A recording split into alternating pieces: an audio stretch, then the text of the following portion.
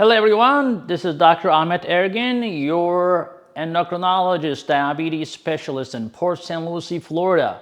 Today I'm gonna give you a complete breakdown of best fruits and worst fruits, best vegetables and the worst vegetables for diabetes. Now, managing diabetes does not mean giving up your fruits and vegetables, right? In fact, they're great for controlling blood sugar levels. I'm gonna give you a complete breakdown right now. Smart choices. Now, let's talk about the things that are low in sugar, high in fiber. Leafy greens, right? Spinach, kale, packed with essential nutrients like vitamin A, vitamin C, K, folate, fiber. Helps with slowing down the absorption of the glucose. And berries, for example, the blueberries, strawberries. Recently, a patient of mine told me that, well, how about grapes? Well, that's not a berry. So anything that ends with berry, that has anthocyanins, that has been shown to reduce the risk of heart disease and improve insulin resistance. What else? Cruciferous vegetables, right? Broccoli, cauliflower, and low glycemic index foods. These are gonna have fiber and compounds like sulforaphane, which may help reduce the blood sugar levels and give you anti-inflammatory benefits. Now, how about citrus fruits, grapefruits, oranges? Well, they're low in GI as long as you don't overdo it and increase the glycemic load. A lot of vitamin C, flavonoids, great for heart health and improve the blood sugar levels. Of course, it's not going to reduce your blood sugar, but what's going to happen is you are going to have all the benefits, especially if you're eating orange instead of orange juice. Your blood sugar is not going to go up as much. Tomatoes, they're low in carbs and a good source of antioxidants like lycopene, which can again reduce the inflammation and improve the heart health. Just don't have the tomatoes like in a ketchup kind of situation. Now, avocados, great, low in carb, heart healthy. There are a lot of monounsaturated fats in there, fiber, improve the insulin sensitivity, and again, reduce the blood sugar spikes.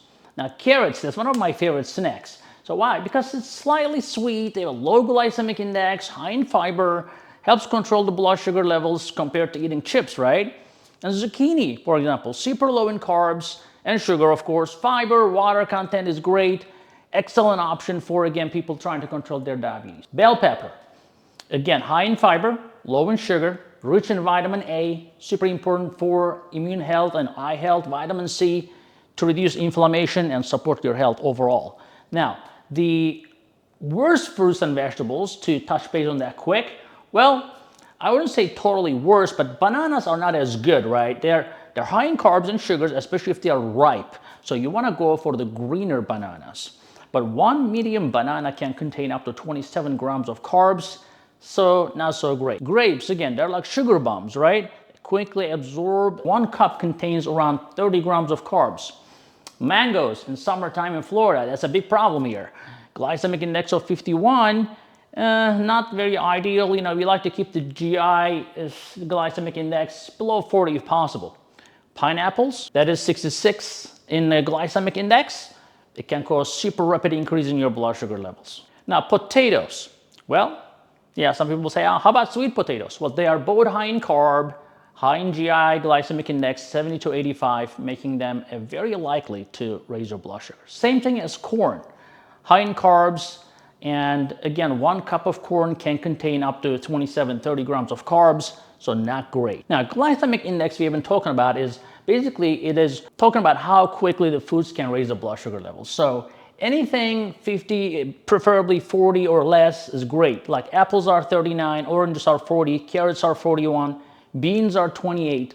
So these foods will help you absorb glucose a lot slower and to maintain blood sugars in the long run better.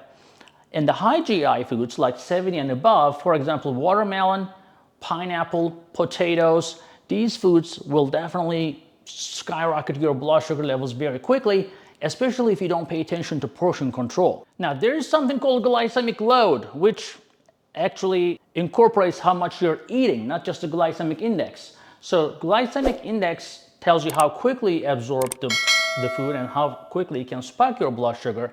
But the glycemic load comes into play because it considers, again, both the glycemic index and the actual amount of carbohydrates in a serving. So that's a little bit tricky. Look, let's try to understand that. So, for example, 1 serving of watermelon, let's say 1 cup, right? So because watermelon is mostly water, and the volume-wise, it basically fills the cup very much, it is not going to have a lot of sugar in that one cup. However, if you put the same cup, if you fill it with rice, well, you're going to have almost 45-50 grams of carbs loaded in there compared to just 11 grams of carbs with the watermelon. So 1 cup of watermelon will be around 11 grams of carbs versus 1 cup of rice will be 45 grams of carbs. Now, they both have high glycemic index, but rice will spike your blood sugar so much more. For example, rice have a glycemic load of around like 60, which is huge. 1 cup of rice will skyrocket you. But the same 1 cup of watermelon have a glycemic load of only 4. So compare the 4 to 60. So yes, they both have high glycemic index, but because of the sugar content of watermelon is much less per serving, you're not going to have the same effect as the rice or more dense foods. So you try to stay away from dense foods and try to stick with the food that are high in water and fiber content. Now let's talk about the fruits and vegetables that you can consume in moderation without having to worry too much about them, right? Well, those are the ones that are in between. So they have some natural sugar content in there. Like I discussed, the watermelon, high glycemic index, but unless you overdo it with the large quantities, not a big problem. Same thing with dates. You know, if you're eating 1 date or so or 2 dates, GI of glycemic index of 42, again, as long as you consume in small amounts, you're okay. Cherries are the same way. They're nutritious, they have a moderate glycemic index, and as long as in a controlled portion, you're good to go. Peas. Well, the peas are a good source of protein and fiber, but they have a high carb content, and again, you can eat it, but in moderation. Now, practical tips for you. You know, when you are having to manage diabetes, yes, you can go on a keto diet, you can go carb-free, but that's kind of a hard life to live, right? So a lot of people cannot do it. But if you can learn how to control your portion and use smaller plates, avoid overeating, have a lot of fiber in your food, and you can combine low glycemic fruits and vegetables with proteins and healthy fats that will reduce the spike in your blood sugar levels, all will help. And of course, try to stay active because your body will turn the glucose into fat and you will become insulin resistant because of too much fat in your fat cells. Well, you can prevent that by using that glucose that's coming into your system so that it doesn't have to create insulin resistance or blood sugar spikes. So I hope that helped you today. And if it did, please take a moment to say thank you, give a thumbs up, share this video, take the quiz below, and again, thank you, thank you, thank you. I'll see you in the next video. Hey guys, I hope you're enjoying this channel so far, and I hope you subscribed already. If you didn't, do it. And if you did, watch this video right there. I think that will help you too.